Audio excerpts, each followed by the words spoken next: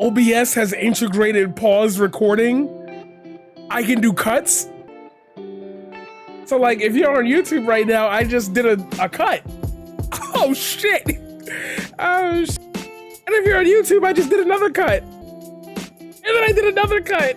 That's crazy. Anyway, what's up YouTube? How we doing today? You're never gonna get me to edit my videos because I'm gonna miss a bunch of shit in that edit and it's gonna take much longer to get out. But we could. Maybe I'll give you your first piece of YouTube essayist shit when we get the subscriptions all the way up to 1,000. So let's aim for 1,000 subs by the end of the year. What up, YouTube? You already know what to do. Links to everything in the description down below. Hit the like, hit the subscribe, hit the bell to stay notified. It's the first 40 minutes, it's the first 40 seconds. Let's go!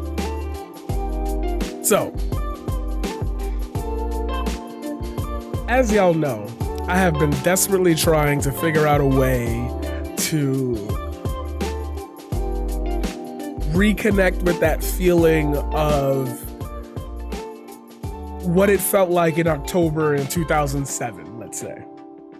Mad specific, yes, I know. Today, I went on a bus ride because I had to go to a smoke shop because I told y'all I broke this glass.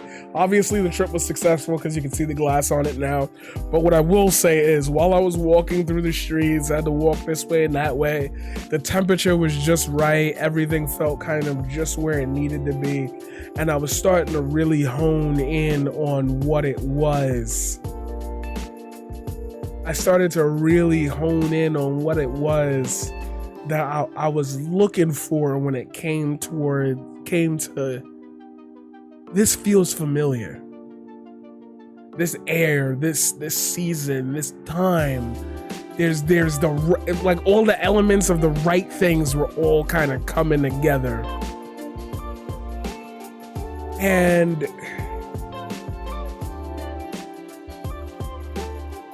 I'm not yawning because I'm tired. I'm yawning because that AC is on in my face right now.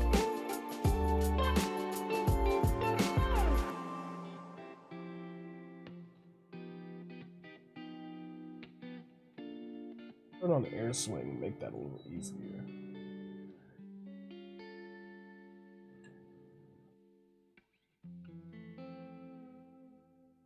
And I feel like I came very close to being able to explain what I mean when I talk about these past events and how close, like, I am to getting that feeling back. And a part of that is because of you guys. As I was walking through the streets, I started realizing that there's a lot of things that I take for granted. And I definitely take this Twitch stream in my community for granted because I'd be like, damn, we gotta get the numbers, we gotta do this and that. And it'd just be like, yo, they gonna ride, you got ride or dies at this point. I don't know, some of y'all, who, I'm not gonna say who it was, but the person who DM'd me on Discord saying, I'm not watching nobody else but you, bro. I turn off Twitch until you log on. I appreciate you.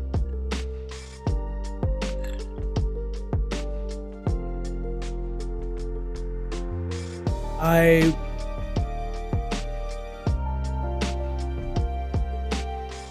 was trying to figure out if what I was experiencing was just childhood remnants of seasonal depression, but it was also tied to, like, that I would spend 10 months out of the year in school.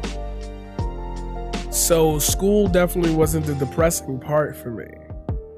And it started having me unravel a lot about my childhood, what I felt, how I was beginning to navigate the world as, you know, a preteen. A whole bunch of situations I haven't even begun to tell y'all about, a bunch of stories that we are going to get to probably around the end of season 3 towards season 4. Because that's when we start to really relay all the shit that we've been talking about. Start pushing it out into the world.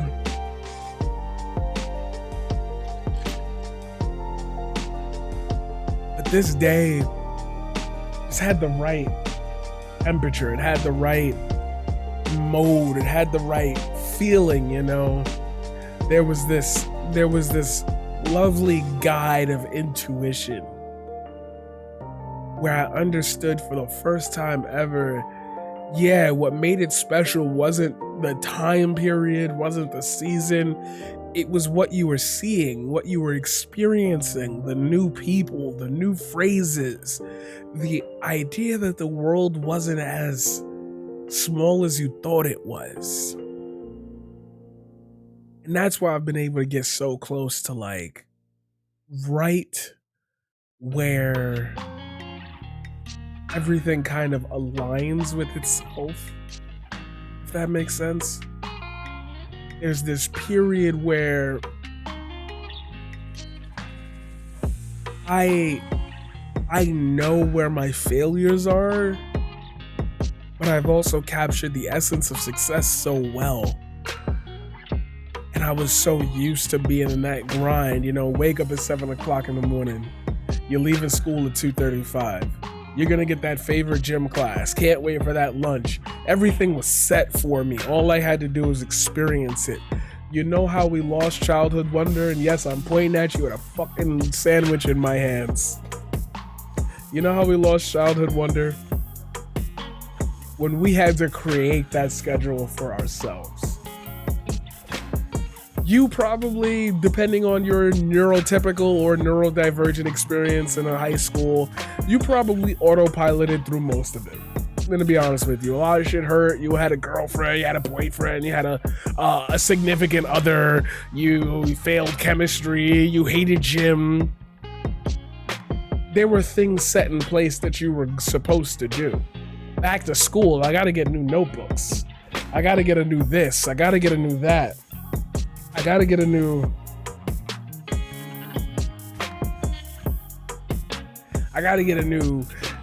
laptop. I gotta get a new folder. I gotta get a new binder. They need us to get TI-84 graphing calculators. I gotta do this. I gotta do that. You were so stuck on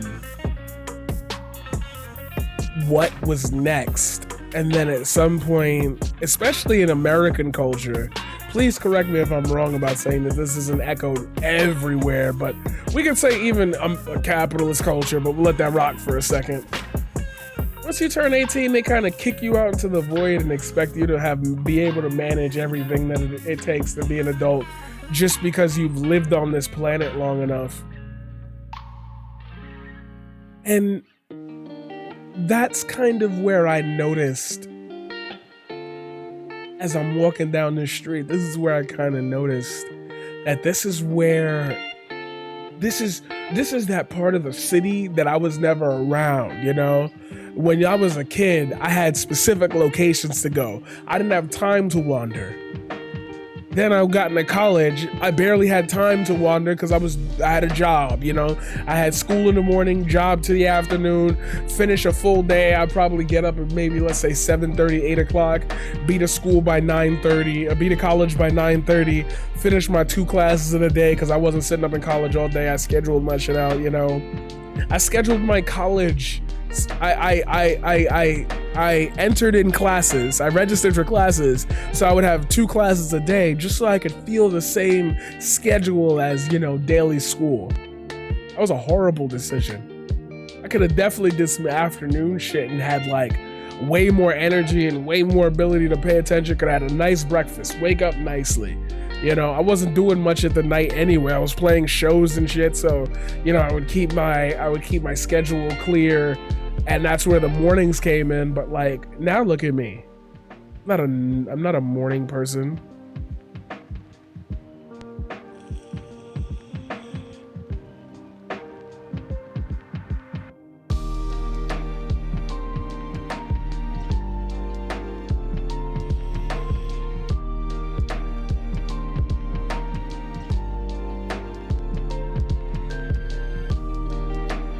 I didn't even tell people we was live, yo, that's crazy. And see, everything became a rigid, I gotta tell people I'm live. I gotta gain the clout. Join the Discord, hit the like, hit the subscribe. I gotta set all this up myself. If I decide tomorrow to get a union job welding and quit streaming, quit art altogether, now that's a void in people's hearts. I'm responsible for that. It used to be where the teacher was responsible for that. I became a teacher, and even I felt I wasn't responsible for giving kids the experience of life, but I did it anyway. Shit, you feeling down? It would be about to get even worse because shit is not good. I would tell my students all the time, yo, I'm not feeling good today. Like, I know we usually have our behavior problems here and there. Like, do me a favor, just a solid favor for this one day. Please don't act up. I'm really not in the mood. I really had a bad day. I'm gonna tell you.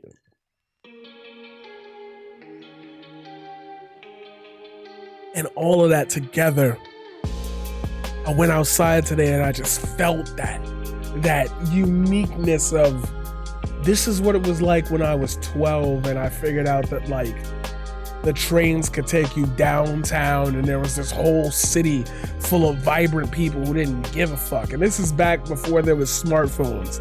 So everybody was on the PSP or the DS, and you know, if you ran into somebody who had the same game as you, it was like, yo, yo, yo, yo, yo, yo. And it oh shit, raid, ho, whoa, ho, ho. Yeah, I didn't have notifications on for that. Please let me finish this and I will gladly address the raid. Oh shit, sorry. Oh my god.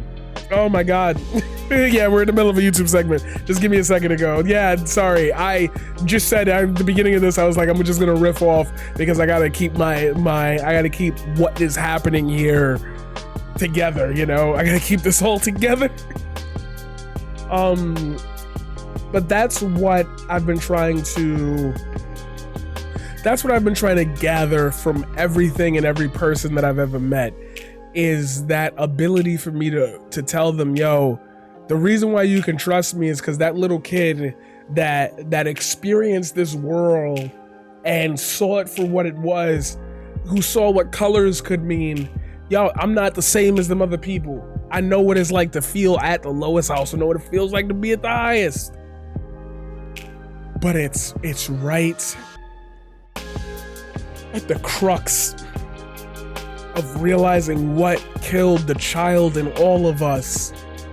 And as I just walk through the streets, you know, I take my scooter out most times, so I'm just blurring by shit, worried about a car hitting me, etc. I took a bus for the first time today. I walked around a little bit and like saw some of the shops. I ain't going to none of them, but like it was different to sit and have to physically go past the place and be like, wow, there's mad shit happening in there I never knew about. And as a kid, it was just easier to access those things because I had goals set for me.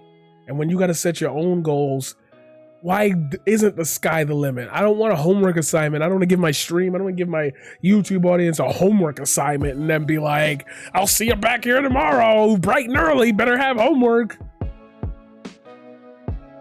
But maybe it was that comfort to a neurodivergent child of not having to think that far ahead that allowed me to breathe in what the winter of 2006 felt like. I wrote it in a poem of mine. Like I broke my leg, a car hit me September 8th, 2005. My birthday was on September 10th. Like that was 8th grade for me. And I wrote that in my poem Acceptance. And it's like now that I got to experience today, and I got to really sit in my thoughts while I was walking, and I was sober as fuck. I mean, my brain was just moving at a light speed. I was like, yo, slow down. Isn't this exactly the moment you've been talking about? That feeling when that sun is just at golden hour, but it's like a little bit ending, you know, just like 15 minutes after the strike, the top of golden hour. And everybody's got their coats on, everybody's got their little things on, you know, and everybody's calm. You're not worried about anything. Just getting to your next destination. And I was like, the world has changed so much. Can we still feel that? Can we still feel like we used to? And if we can, what type of paradigm shift would we have at that point? Guess only time will tell. But you know what time won't tell? It won't tell you to hit the like, hit the subscribe, hit the bell to stay notified. I'm live on Twitch. What's up? Come join the shift. We out of here.